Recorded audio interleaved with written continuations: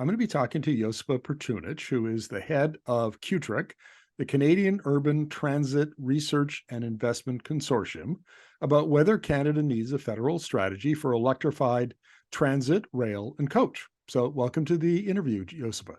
Thanks so much, Markham, for having me. Yeah, it's good to see you again.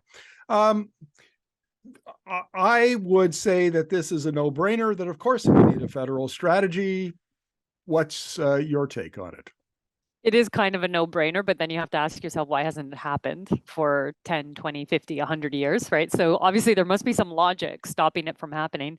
The general idea here is if we want to electrify public transit, which we do, and we want to electrify coaches, which are interregional and intercity, and we want to electrify rail, which is interregional and intercity and national, there's really no way to get around it except for a national strategy, because cities and provinces on their own are just not going to self-organize enough. And if you're talking about something like Via Rail going from coast to coast, or in the yesteryear of Greyhound and whatever is replacing it, like Red Arrow and several other providers, those coach systems just cannot cross provincial jurisdictions on hydrogen that doesn't exist or chargers that don't exist. And buses, coaches, and rail use very similar charging equipment for their high-powered and heavy-duty platforms, and they use the same kind of hydrogen pressure levels. So a national strategy is needed to electrify and decarbonize all of it to get the fueling and charging systems across all 10 provinces and 3 territories. Now, that makes perfect sense to me, but I have another question for you that's related to strategy.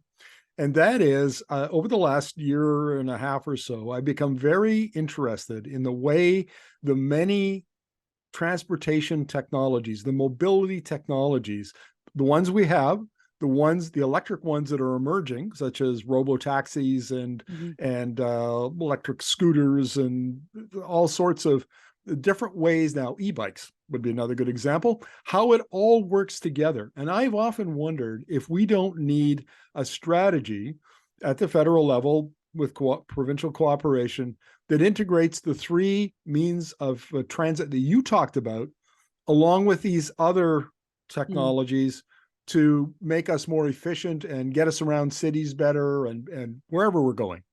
Yeah, so I think the simple answer to it is yes, but the more complicated answer is, well, what does it look like? Well, this is what it looks like. So in addition to having a national strategy on how are we going to move rail and coach and bus across the provinces, given that they need this hydrogen, they need these chargers, there's the allied question of the big cities. And moving by bicycle, active transport, robo-taxi, it is an issue for cities. Like, it's not a rural issue, that it's not generally going to be the issue that solves the problem for rural or even semi-rural Canada. It's mostly the big cities, Toronto, Vancouver, Montreal, Calgary, Winnipeg, Edmonton, and throw in the GTHA communities like the Bramptons, the York Regions, the Hamiltons. It's their problem to solve to get people moving around. And so where the federal government and a national strategy come into play are certainly this groundbreaking idea we've been putting out there that the cities need to have a minister. And right now we have a minister at the federal level for municipalities. That's not good enough because our country is not equally divided and dispersed by population. The bulk of us live in Toronto, Montreal, and Vancouver, Calgary, and Edmonton. That's the bulk of Canada. So whether we like it or not, it's just the truth of it. And so moving the bulk of Canadians through those modes that you talked about, like an integrated transportation network, it's going to require some national goal setting. First off, because our country is small, the population is small. And if we try to develop a strategy for Toronto and a different one for Vancouver and a different one for Montreal, we're just asking for needless complexity and wastage. The cities should lead what they need locally, but generally Canadian cities and Canadians who live in those cities need the same kind of mobility solutions that are efficient. And so having a minister for the big and mid-sized cities would help to solve that, because you'd start to have a national strategy tied to some money, some incentives, and some KPIs, like some serious performance measures that as a nation we set for the bulk of the population living in our urban communities. So yes, short answer, yeah, we do need that strategy. More complicated answer, we'd actually need a new ministerial portfolio that privileges those cities and their transportation needs. That's not a hot topic for rural Canada. You know, there's going to be backlash against that, but it is necessary for moving Canadians. Now, I'm very keen about the strategic approach a strategic approach to using public capital. We've a lot of talk, especially since the U.S. Inflation Reduction Act back last August, about industrial strategy, industrial policies to implement those strategies. And the modern approach to industrial policy seems to be much more collaborative. You bring not only the federal government to the table, you bring city governments, provincial governments, stakeholders, industry, all sorts of folks, bring them together, working together, and then you take a strategic approach to these kinds of issues. And do you see, and Kutrick seems to be just a logical big player in such a strategic approach for transit and city mobility. Do you see that kind of strategic approach emerging any place, any level of government or elsewhere, that would give us a little hope? Yeah. So generally, the good news is there's a lot of cities in this country, the majority, that have declared some kind of climate emergency and some hyperventilated panic around climate. And that's a good thing, because it means most city councils, most mayors in the country now are completely dedicated to the idea of moving people faster, cleaner, greener, but they just don't have enough money on their own to do it. So they're looking to the parents of the Confederation, which is either the province or the federal government. So that's the good news story. We're not kind of fighting the does climate change exist and do we need to improve our mobility story anymore at the municipal level. That fight has kind of been solved. The bigger fight is, can we get the provinces to align on how federal funds should be deployed? And that we have some work to do. And I'll give the example in healthcare. If you're watching the news right now, we know that there's been this healthcare dialogue and that the provinces need money for health. And the pushback has been, we don't want to be told how to use that money. Well, as Canadians, we all put money into the pot. And the idea here is not to put money into a pot that gets dispersed with no controls, right? Any good business, any good use of money is going to figure out where that money goes and whether it's beneficial. So the fact that recently there's some kind of healthcare deal we talk about where it's tied to some key performance measures of whether the system actually gets improved in terms of wait times and people served, that is a good movement forward. It's more massive than I think most of us realize. We need to do the same thing in transportation. So there is money at the federal level for public transit and zero emissions transit. This is very good. This program, its next iteration, is going to be hopefully a permanent public transit fund from 2016 or 2026, sorry, onward. And that would be about 3 billion a year. Okay, it's a lot of money. It's a lot of money. To repeat, is a lot of money. So we need to be making sure that it is tied to key performance measures that say, if this money goes to Toronto or Vancouver, Alberta, Saskatchewan, how is it being used? Is it moving more people? Is it actually getting more riders into transit? Is it reducing emissions? Right now, those KPIs don't exist. Good news, the federal government's doing a consultation to figure out what should those KPIs be.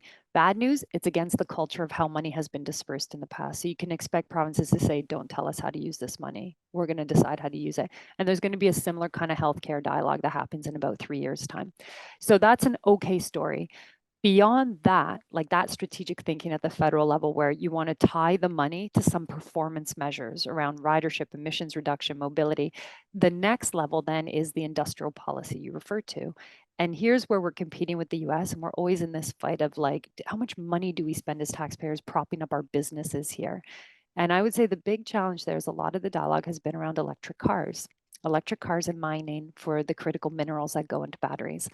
The mining story is building on something Canada does, where we have strength in this space, right? As extractors of raw resources, we do have some value there, where investments in that space might be valuable, and we could see a long-term benefit. A TBD, but still, in the space where we use dollars for electric vehicle subsidies, which has been a big part of the discussion in the auto sector, there I think we're heading for problems, and we're already into problems. Canada's automotive sector is not a headquarter base. We're just branch plants, and we have been for a long time. So our factories get shut down and maintained based on decisions made in Detroit and decisions made in Europe, not decisions made in Ontario. And so because we're branch plants, the amount of tax dollars that has gone into trying to subsidize and prop up those industrial players, it's highly questionable as to whether it's actually created long-term jobs or retained jobs. If we continue on that pathway, it's not going to result in the long-term industrial growth that you're alluding to in this new industry. Yeah, and I think it should be pointed out that on the transit side, Canada does have a number of bus manufacturers. You've got Lion Electric in Quebec, we've got Flyer Industries in Manitoba, we've got Green Power in Vancouver, and I'm sure I've missed a couple. And so if I understand where you're going with this argument, if we're taking a strategic approach and we want to create industrial clusters, we want to create good paying technical jobs, those sorts of things, we should be looking to the transit industry, the medium and heavy duty truck industry, where we have players already in the industry that are domestic, and that should be a focus, and it hasn't been to date. Exactly so. And so you stated it better than I did. We do have these manufacturers, definitely New Flyer in Winnipeg and Manitoba, a Canadian-based company. They do manufacture in the US, and the bulk of it's in the US, but their headquarters, their R&D decisions are in Manitoba, and that's still the headquarters. So that is a serious growth opportunity. Then you have these others, Volvo Group that has this large factory and manufacturing plant as the Nova Bus brand in Quebec. Then you have Lion Electric in Quebec. So quite a few players. Are they at the scale of the auto sector? No, not yet, but are they getting there? Very soon if you add in rail. And the fact of the matter is, if we read the writing on the wall, public transit, coaches, rail are going to be the mode of mobility through the 21st century into the 22nd. So investing in that growth, those manufacturing plants, those R&D jobs, that's going to create an immediate local return on investment that is beyond the decision making that is outsourced to the outside world.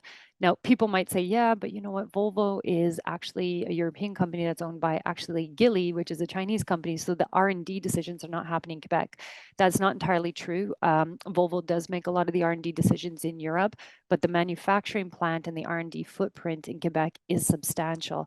So they're operating within a globalized world. We have to really consider, are these plants making R&D decisions? And the answer to that in rail and bus is yes. So similarly, the Bombardier plants from Kingston to Montreal that were bought out by Alstom, they are still making research and development decisions. Those are high quality engineering jobs. They're not just metal benders. And so building on that, where you actually have R&D decision making happening in Canada, that's probably going to be greater bang for our buck than investing in branch plant expansions. So to wrap up our conversation, Jospa, give us a peek into the window over between the next 5 years on it's kind of the strategic process, or the process of strategic consultation and developing a strategy that we just talked about. What does that look like? Well, I would say there's two elements that it needs to look like, and it's kind of starting to look like. The first is at the federal level around hydrogen. So there is Natural Resources Canada has its hydrogen strategy, and then you have Infrastructure Canada that has money for hydrogen buses if people want to figure out a way to buy them. And then you have the Canada Infrastructure Bank that will finance it if you could figure out a way to save money off this stuff. Nobody's really figured that out yet because the supply chain isn't developed, but it's there. So you have at least three branches of government, two ministries and an agency, all sitting to the same tune. What it needs to look like now going forward is that integrated Natural Resources Canada, Transport Canada, Infrastructure Canada, and the Canada Infrastructure Bank financing system. Those three corners of the federal government getting together, holding hands, getting married, and having a national hydrogen strategy for bus, coach, rail, and heavy duty truck. That would be a winning strategic solution. There's inklings that that is already starting to happen. So that's good news. The second big element around strategic thinking is that permanent transit fund. So that permanent infrastructure funding that has been proposed for the first time ever in Canadian history of 3 billion per year for transit. That sounds like just a do-gooder kind of socialist, let's help transit idea. It's actually way more fundamental. It's starting the pathway to strategically say, as Canadians, we have a right to mobility. That's a game changer. If I have a constitutional right to mobility, which I don't yet, but this funding kind of suggests that we're going that route, that the federal government believes everybody in Canada needs to have good access to good public transit, just like we do have good access to healthcare and education. We're starting to go that way philosophically. Once that gets going with a permanent fund, it starts to look like a permanent right to mobility. That strategically changed the dialogue entirely. It means that governments can't back down in the future, or will be less able to back down from defunding public transit. When you do that, it's not so much about the jobs that we make in manufacturing, it's about the money we make through income taxes because people can live their life. They can get from point A to point B because they actually always have low cost, efficient, sustainable transit, which they don't in Canada today.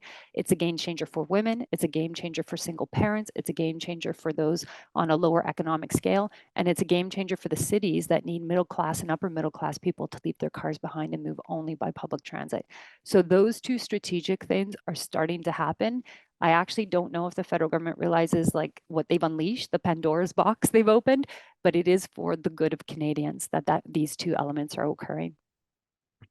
Well, Josipa, as always, a pleasure to chat, and we'll be following up to see whether or not the federal government follows through on its strategic approach to transit.